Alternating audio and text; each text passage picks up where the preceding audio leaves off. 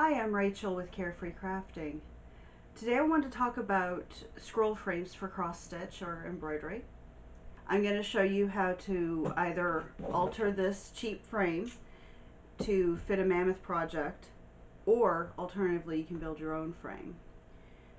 If you already have this frame, it's the Edmonds frame. I got it off Amazon. It comes in a set with 2 sets of these sidebars and then 3 sets of the dowels. If you have this frame, the first thing you're probably going to want to do, if you haven't already done it, is get down to the hardware store and get some better hardware. The hardware that comes with it can be really hit and miss. I broke 2 of the wing nuts just by putting them on the bolt.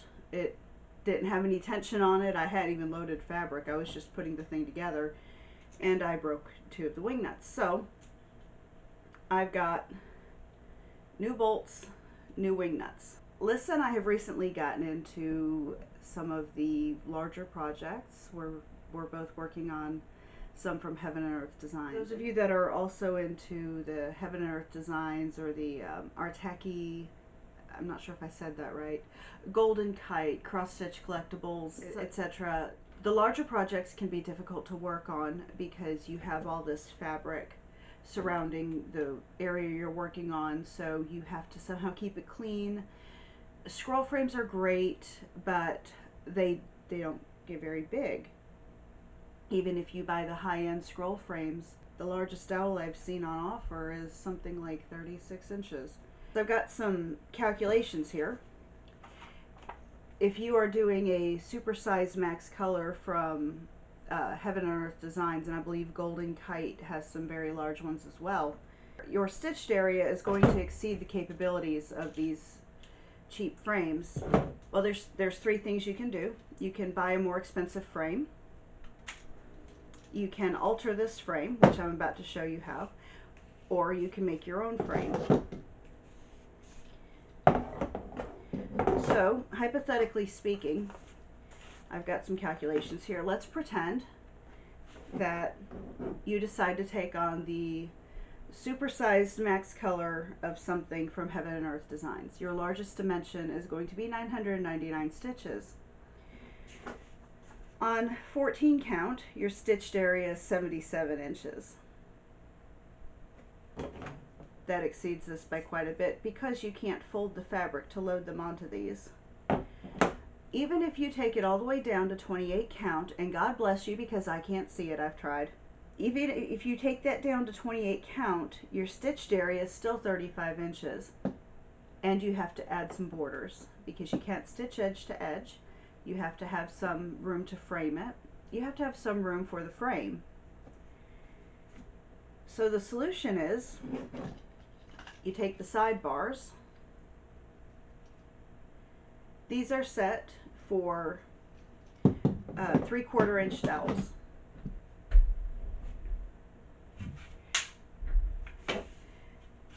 You can get 3/4 inch dowels from a hardware store all the way up to 72 inches long. So if you were going to do the supersized max color, you get your 72 inch on 16 count. You get your 72 inch dowels. So I'm having trouble even getting this on camera. But now you have a 6-foot scroll frame. So if you're going to start by altering the Edmonds frame, job done. And then this doesn't actually take up a lot of space. You can just lean it against a wall and stick it behind a door. That's actually up against a window, so I'm going to move it now. So if you haven't bought the Edmonds frame, you don't have to. I made this in about 20 minutes. So we're about to make this. So what you need for the frame is you need a board. This is a 1x2 and it's poplar. But what that actually means is that it's 3/4 inch thick and 1.5 inches wide. You've seen the dowels. And then we have 4 of these knobs. We have 4 hanger bolts. And make sure that your hanger bolts and your knobs match. In my case, they're both 1/4 inch. So right now I understand that for a lot of people, every dollar counts. and this crafting may be the only thing keeping you sane in a bad situation. If these are a little too pricey, you can just get wing nuts. And just make sure that your wing nuts match the size of your hanger bolt. This frame I'm about to show you how to build cost about $24 in materials. 16 of it was for the knobs. So it would cost about $10 if you got the wing nuts. It would cost $10 to $12 in material if you got the wing nuts, and it's a bit nicer. So tools, I've got a drill. Let me get my battery. All right, now that we have the battery, so tools you'll need are pretty minimal. I repurposed my tape measure for quilting. I've got this miter box and saw. This set was $10 and change. Then I've got this drill. I got it from Walmart. It was under $20. Drill bits. I will say that since you are working with hardwood, get the best drill bit you can afford. Using a cheap drill bit is like using a dull knife.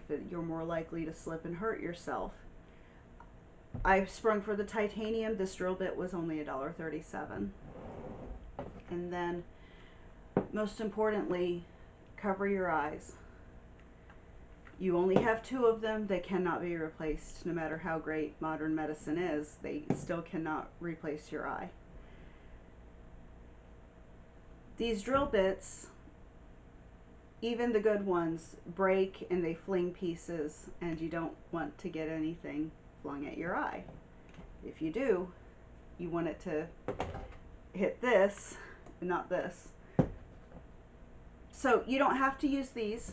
If you have a circular saw or a miter, an electric miter saw or something else, use that.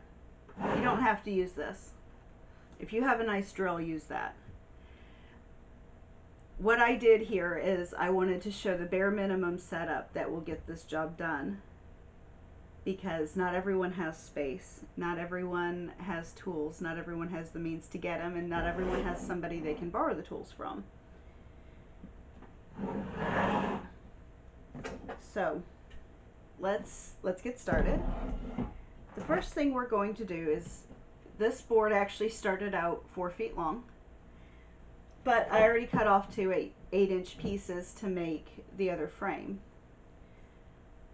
So take your measuring tape if that's what you have, or your tape measure if you have a proper carpenter's tape measure. Decide how long you want your side pieces to be. So I've got 32 inches of this board left. If I do 8 inches, I can get 2 more sets of sidebars out of it. I think that's what I'll do. So we're just going to mark our 8 inches.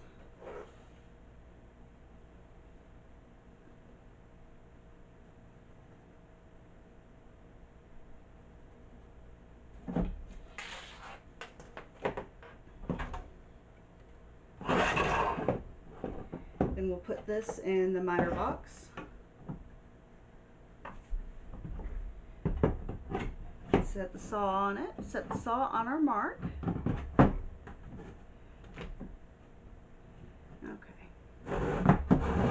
And then we get started.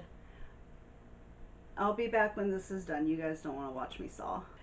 Now that we have all these cut, the next step is to make the holes for the dowel rods to connect to. I've already done these 3. Now the way we do this is we measure 1 inch from the edge. Just make a mark on either side of the tape. Then connect the 2 marks. Now remember, I said this board is 1.5 inches wide. So 3/4 inches is the center. Now we drill a hole where that cross is. Let's do the other side.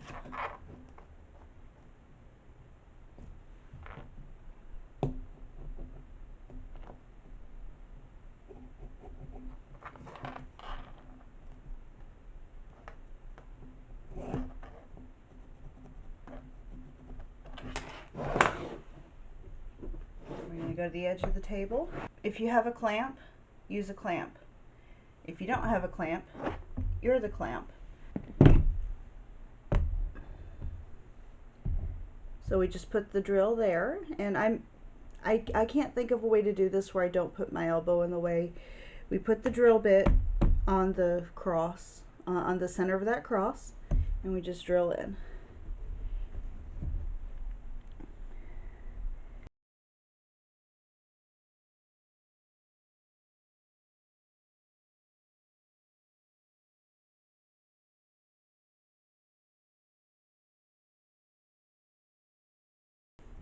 Now, this is hardwood. I'm using poplar, not pine, so it's a little bit, like I said, it's hardwood. It's a little bit more work to get through. Just go slow and let the drill do the work. Now, we have enough sidebars for 2 frames. Our next step is going to be to get the dowel ready. So now it's time to get the dowel ready. I know my safety glasses are so sexy, but I do like having eyeballs. So this is a 3/4 inch dowel. This is a 1/4 inch bit. Problem is, that bit is big enough to split this dowel. So the solution is we do it in 2 steps. We're going to start with a smaller drill bit. This is a 5/32, and again, it's titanium. Get the best drill bit you can afford. The smaller ones are more money for some reason. It was about $2.50 for this drill bit, and it was $1.37 for the big one. Go figure. So I've got this dowel braced against the wall, and I've got my hand really far down so that if I punch through, I'm not drilling into my hand. So I don't want to need a hand surgeon either. The proper technique would be to put this in a vise on a workbench. But if you don't have a workbench, this will work. Get it kind of far away from your body, as far as you can, and keep your glasses on because you don't want to stab yourself. You don't want to lose an eye. Now we have a pilot hole in the dowel, so we're going to use our 1/4 inch bit to enlarge it. So that's 1 down, 3 to go. I'll be right back. Okay, so all the pilot holes are drilled for the hanger bolts.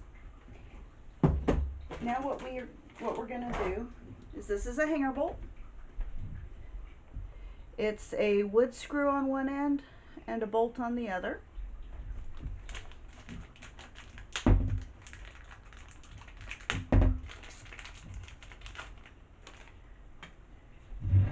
The easiest way to do this is to just take your knob and put the bolt end into the knob.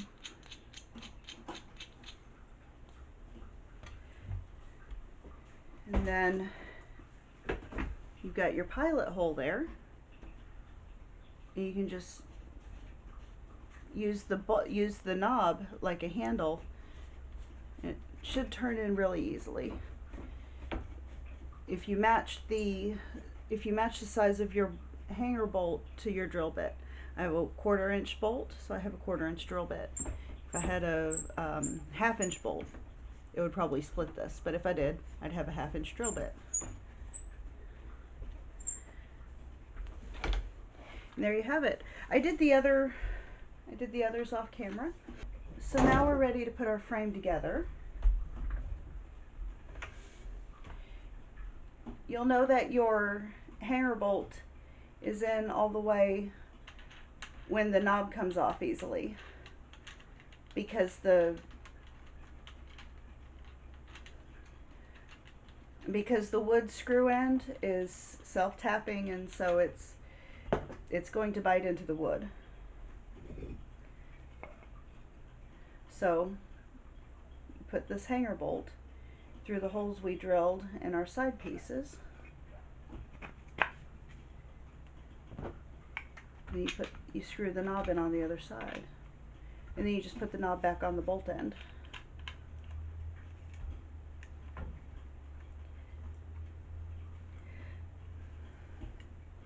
Don't know if you can see this. I did have one of the dowels split.